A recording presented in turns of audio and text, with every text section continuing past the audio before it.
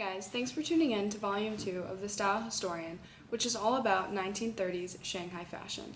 And before I begin, I want to give a shout out to my friend Alan for the topic suggestion, and if there's any topic in fashion that you guys want to hear about and have me create a video on, then please let me know in the comments below, because I'd love to create stuff that you guys actually want to listen to. So without further ado, let's talk 1930s Shanghai fashion, because this stuff is freaking cool. So in the 1920s and 1930s, the Chinese referred to Shanghai as Old Shanghai, and this time period was to many the most glamorous time in Chinese fashion, rivaling that of even Parisian street style at the time. So even if you were from an it city like Paris, London, or New York, you still weren't considered entirely chic unless you had visited Shanghai. And by the early 1900s, Shanghai was the largest Chinese port, so expats and Westerners were already flocking to it, and it was actually referred to as adventurers' paradise for this reason. So therefore, Old Shanghai style was already a fabulous mix of Chinese fashion with some Western influence. So cheongsam was the predominant style during this Old Shanghai time period, and it was also known as kipe in Mandarin. Some attributes include a high collar, side slits, and an hourglass body-conscious shape, and this is one of my favorite parts about kipe. It is simultaneously revealing and concealing. So some key fabrics in kipe include a variety of satin, silk, cotton, woolen cloth, and gauze for a modern touch. It represented the new woman and other progressive causes, embodying women's liberation, intellectual independence, and free spirit.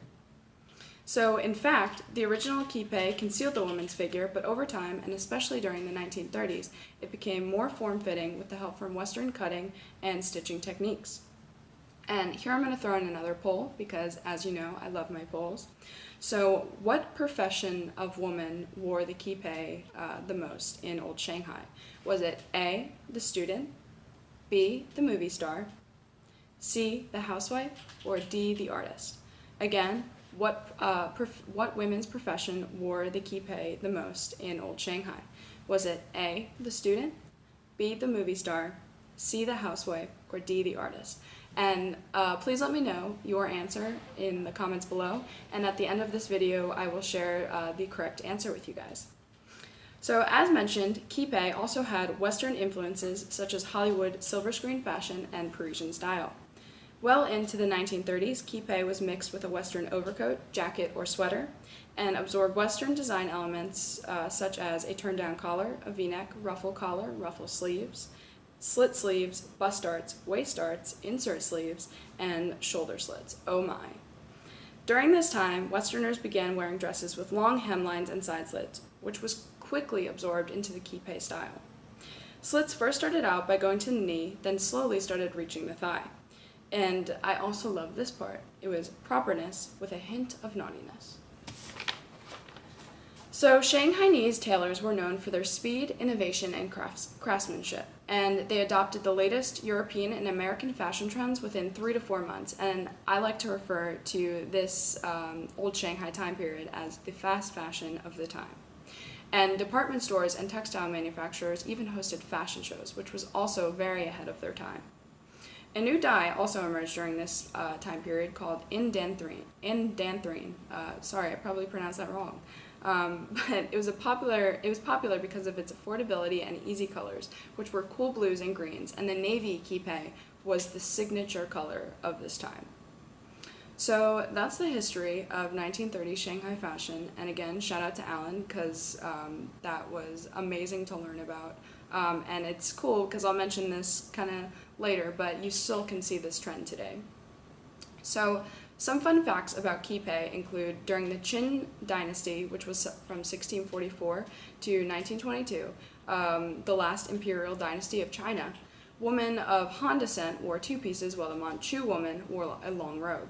However, after the new republic formed, they wanted to wear kipe, not to be kind of unified, but they also wanted to look like the men. So kind of as I mentioned before, this was about the new woman and other progressive women movements, and so women not only wanted to be unified by wearing the kipe, they also wanted to feel empowered and kind of, you know, feel like they had the same amount of rights and power as men.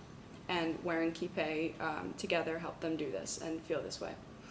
So the calendars and advertisements of the time showed women dressed in kipe and accessorized with Western style fur coats or jewelry and doing a fabulously chic thing for the time, such as smoking cigarettes, which I do not recommend doing today or ever, playing golf, ballroom dancing, putting on makeup, and drinking Coca-Cola. And Old Shanghai, as I mentioned, can still be seen on runways today with Cheongsam-inspired campaigns from Chanel, Ralph Lauren, Jason Wu, Gucci, and Emilio Pucci, and in other words, Old Shanghai hasn't aged a bit. So, as I mentioned earlier, I'm going to tell you the answers to the poll now. So, what profession of woman wore the kipe the most? And I'm sorry guys, this was a trick question, because kind of as I mentioned about how all the women kind of wore it as a unified front, and then in conjunction with women's progressive and the New Woman movement, every profession of woman in the Old Shanghai wore the kipe. And even as I mentioned, if you were from an it city like Paris, London, or New York, you were even wearing the kipe because that was the chic thing to do at the time. So that's it, and as always, thanks for tuning in, and again, shout out to my friend Alan. And also shout out to the amazing articles written by Sotheby's and the Pankou, because without them I would not have been able to learn as much and even create this video. So shout out to both of those articles, and I also linked to them in the comments below so you can go check them out. And lastly, remember to subscribe to my channel by hitting the subscribe button, and make sure to turn on notifications so you're notified every time I post a new video, which will be every Sunday. And I also have some vintage street style posts on my Instagram, which is @TheStyleHistorian.